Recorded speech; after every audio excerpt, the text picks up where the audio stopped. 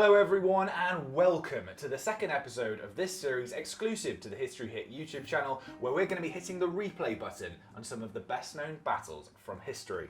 Yes, that's right. Once again, we're going to be using the brilliant Total War Gaming series to recreate the most famous battles from history, blow for blow. And speaking of famous battles, this one's a pretty big one. Yeah, so October the 25th, we're going to be taking you back to the Battle of Agincourt. It's 606 years to the day since Henry V faced off against a superior French force, blocking his way home after a brutal campaign in Normandy.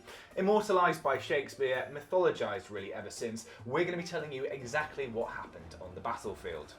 So in this video, I'm going to be talking you through the strategy of Henry, the 28-year-old king who has come across the Channel to press his claim basically to the French throne. And of course he wants to take as much land as possible so he can tax it. Yeah, and I'm going to be taking you through the decisions, the rivalries, and sometimes the downright confusion of the French War Council, made up of a group of dukes and marshals, led by the Constable of France, Charles d'Albret. Now, the French king, Charles VI, wasn't actually at the battle. He'd been affected by bouts of mental illness since 1392, and his son was considered a bit of a weakling. Now, this had led to a power struggle between two court factions, the Armagnacs and the Burgundians, which had blown up really by this point into a civil war. The Burgundians refused to come and help at the Battle of Agincourt, even though they kept saying they would. And it was against this pretty unhelpful backdrop that Agincourt is about to take place. Sounds like you're making excuses, mate. No, I'm just making out that it's more complicated than you might think. Okay, fair enough. Well, on that note, if you do want to find out more about the Agincourt campaign, go sign up to History Hit TV, where we have loads of documentaries, interviews and podcasts on this very subject. And don't forget to subscribe to this channel, of course, but right now it looks like the two armies are assembling, so we're going to get into the Battle of Agincourt. So by the time of the battle, Henry has already had a fairly successful few months in France. He only landed back in August, but he's already captured the coastal town of Harfleur. Now, I'm sorry, Shakespeare fans, but the once more unto the breach part of the Shakespeare play never actually happened. The French essentially surrendered after weeks of being battered by Henry's artillery. But Henry loses a lot of troops. And they don't actually die from fighting, they die from disease. You know, several thousands are either sent home or die from contracting dysentery. Yeah, and meanwhile, the French are assembling an army at Rouen to the south. It's not ready in time to lift the siege of Harfleur, but their strategy, once they realise Henry is going to leave the town and march east, is to cut him off at the River Somme and block his way to the English-held ports of Calais. So why Henry decides to march all the way up to Calais with a depleted force is still a matter of some debate. It's likely that the single town of Harfleur wasn't enough of a prize to justify the huge amount of borrowing Henry had made to finance his campaign. It also could be said it would helped his claim to the French throne. If these lands were truly his and he was the rightful owner, then why shouldn't he march through them? And also, some experts have even suggested that Henry may have been specifically looking for a pitched battle with the French.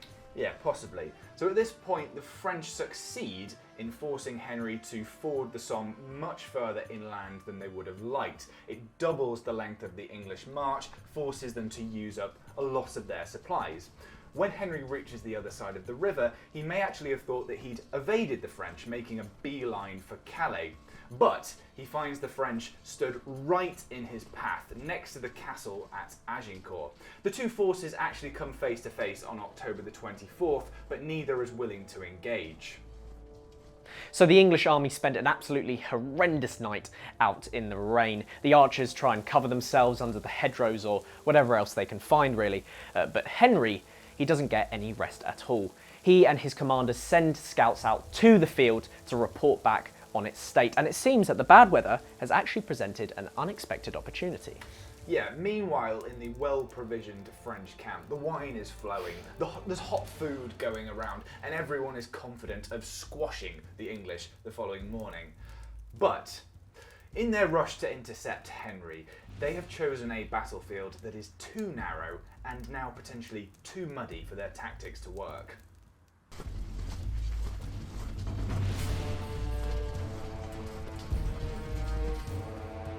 So for this battle, we're using a mod for the game Total War Attila. It's called Medieval Kingdoms 1212, and these guys have done a fantastic job. But remember, it's a video game we're using, it's not an expert-led simulator, so it's not going to get every single detail completely right.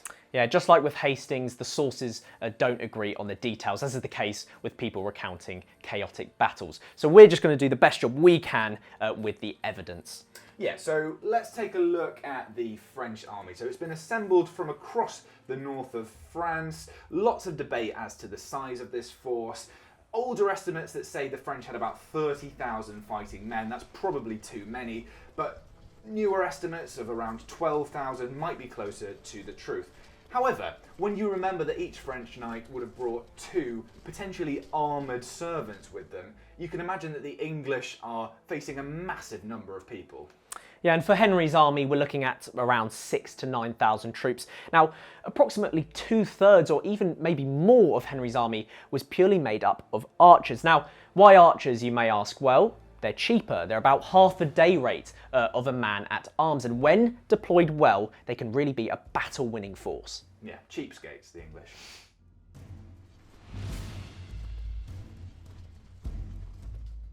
So the French deploy with 2 main lines of heavy infantry, the vanguard and the main battle behind it. Between those 2 lines they have their archers, of whom there are many thousands at this battle, both longbowmen and crossbowmen, although they're never used. And in the 3rd line they have their mounted reserve troops, possibly made up of those armed servants that we were talking about. On the flanks, they have an elite cavalry force, the knights that they hope are going to break the English archers. Now, crucially at this battle, many of the French leaders are placed in the vanguard, in the front line. It's actually a mark of dishonour to be placed further back in the ranks. So for Henry's army, his formation is designed to play to his strengths and make best use of the terrain. Now, the field it's basically a ploughed farmer's field, hemmed in on both sides by woodland. So what Henry does is he deploys his men-at-arms directly facing the French in the centre, and then his archers, he places them to the side in a sort of concave formation. Now, they're protected by woodland, and of course they're protected by wooden stakes that they place in front of them. So the English taking up a defensive position is fine for the French. They're in no rush to attack. While your men are simply going to go hungry, the French are receiving reinforcements every single hour. In fact, many French lords think simply by seeing the number of their knights arrayed against them, the English are simply going to run away at some point. So what that means is that on the morning of October the 25th, not a lot happens. For many hours there's just a standoff, because both sides know that whoever makes the first move is at a huge disadvantage. See, and it's at this point that Henry makes a bold decision. He orders his troops to advance towards the French line. Now, this includes his archers, who have to pick up their stakes, leaving them vulnerable, and carry them in the advance. Now, this is a perfect time for the French to attack, but they don't. And so Henry, as soon as he's in extreme longbow range, he orders his troops to stop and redeploys his line. The real battle was about to begin. The problem for the French is that when the English line advances, most of their cavalry simply aren't ready and waiting. They've had so little to do all morning that many of them are off watering their horses, taking a walk, having a bite to eat, so it takes a while for them to gather enough strength to mount an attack. Now, the French battle plan, which still survives and may even have fallen into English hands before Agincourt, was to use their cavalry to get round the flanks of the English archers, to kind of get in amongst them. But the problem is, the terrain, with these trees on either side, funnels them inwards and makes them do something they really didn't want to do, which is a full frontal assault.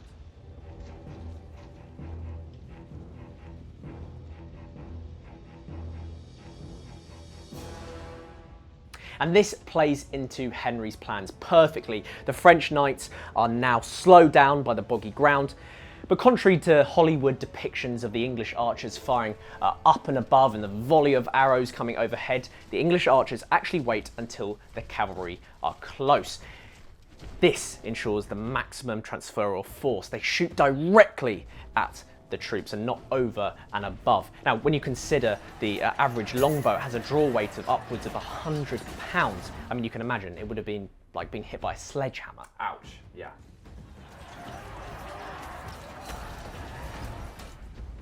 So even with that amount of force coming from the longbows, modern research has shown that a French knight in good quality steel armour would still have been protected. What made the real difference here was the sheer number of arrows being used. If you consider that maybe 1 in 100 arrows of the English would have found a vulnerable point in a knight's armour or hit the horse, then you can see how 5,000 to 6,000 archers would have had a devastating impact. And that's even before the French cavalry had even made it to the line of wooden stakes, which would have slowed their advance and possibly even impaled their horses. So, by all accounts, the French cavalry charge is an absolute disaster. They're forced to retreat, and even worse for the French is those retreating cavalry slam directly into the oncoming French infantry.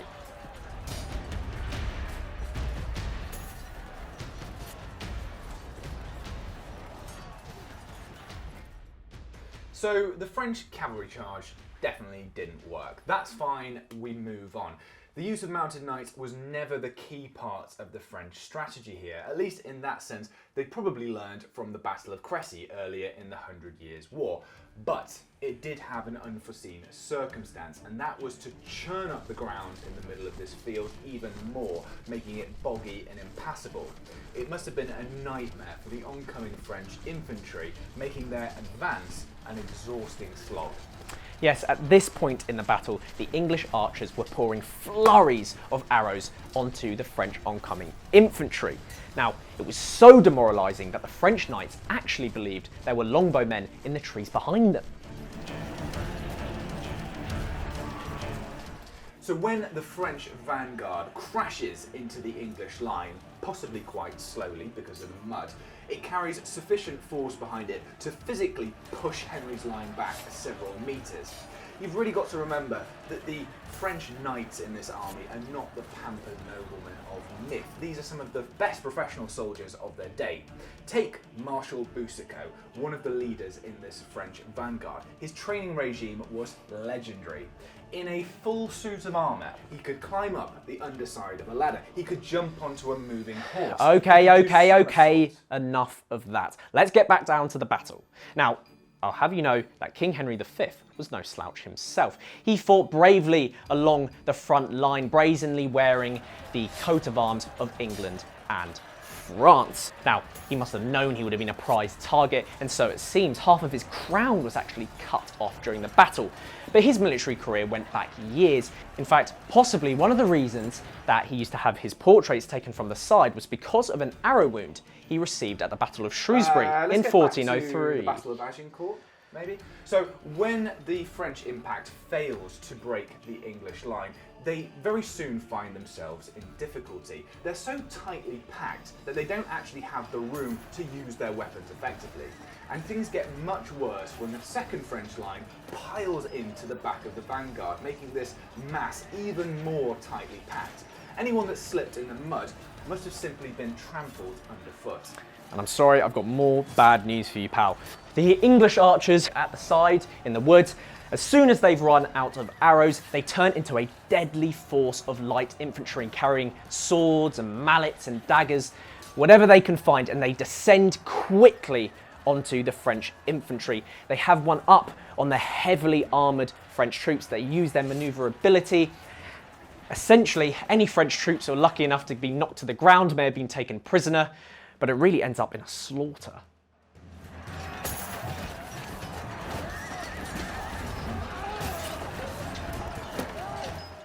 So the fighting goes on for several hours, and the remaining French on the field must be absolutely exhausted. Many of their leaders, including Constable Charles d'Albret, have been killed, along with lots of other aristocrats. Lots of others are now in English hands as prisoners. But late in the battle, the French reserve line, remember them, still massive in number, start to form into a line of battle, start to threaten the English. and it's this that leads to one of Henry's less chivalrous moments. Yes, with the battle nearly won in his eyes, Henry finds himself with far too many prisoners on his hands. Remember, he still faces that threat, as you said, from the French reserve line, but he's also facing a threat from the rear. A load of opportunistic French cavalrymen have gone and attacked his baggage train. They steal a spare crown and some bedding, apparently. But regardless, he's worried that these prisoners may rise up, and so he orders them to be killed.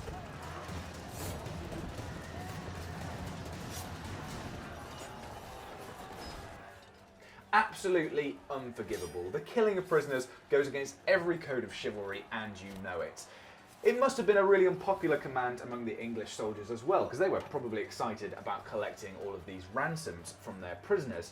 But it does have the effect of so demoralising the French reserve troops that they simply walk off the field. Thousands of soldiers who had come to fight for France, now effectively leaderless, were just never used. Yes, by the end of the battle, roughly 6,000 French soldiers lay dead, and this is almost more than 10 times the amount of English casualties. Now, Henry doesn't kill all of his prisoners. He keeps a couple of dukes, a few counts, and of course, Marshal Boucicaut, but he returns to England in a triumph. He's in a better position politically than he could have ever imagined.